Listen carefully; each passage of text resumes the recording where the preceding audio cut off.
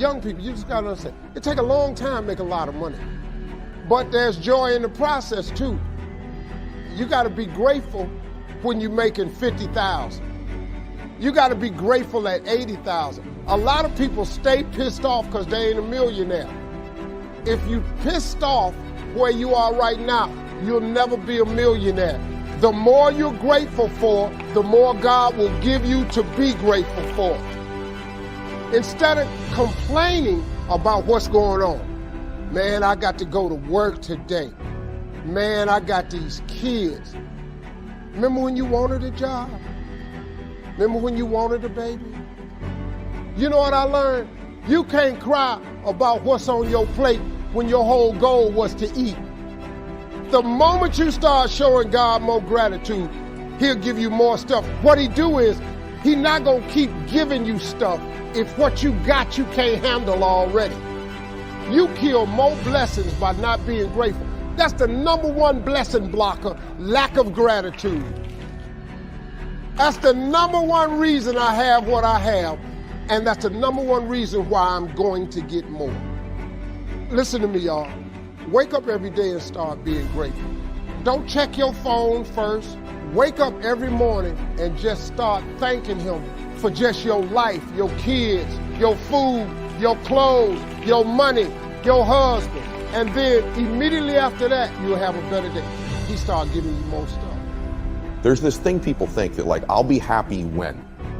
Once I get like this amazing home, or once I get this relationship or an amount of money, then I'll allow myself some happiness. The problem is the finish line always moves. The other part is people think, well, if I enjoy myself now, I'm gonna lose my drive.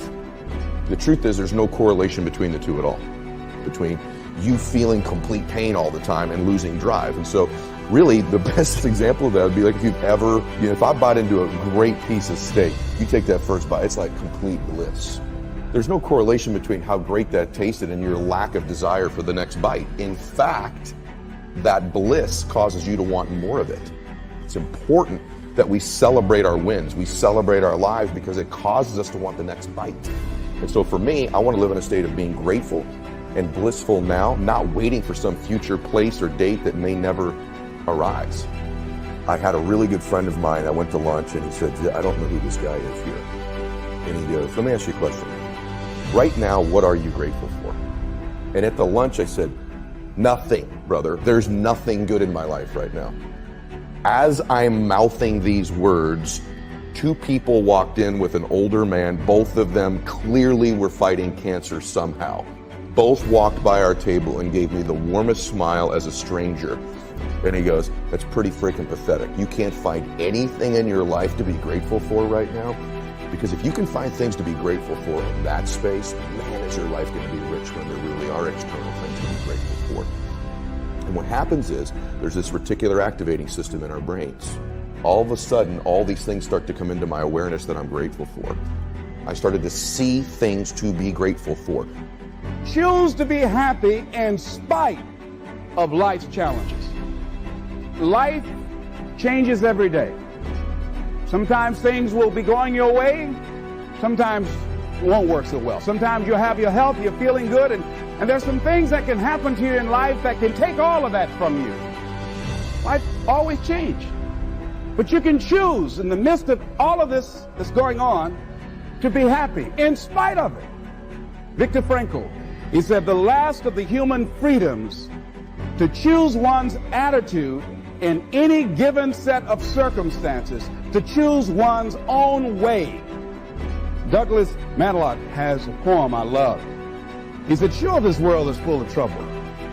Lord, I've had enough and double reason for complaint. Rain and storm have come to fret me. Skies are often gray. But say, ain't it fine today? What's the use of always keeping thinking of the past? Each must have his tribulation, water with his wine. Trouble? I've had mine, but today is fine. It may rain again tomorrow. It may rain. Ain't it fine today? Living in the moment, getting everything we can out of where we are in the moment where we are right now.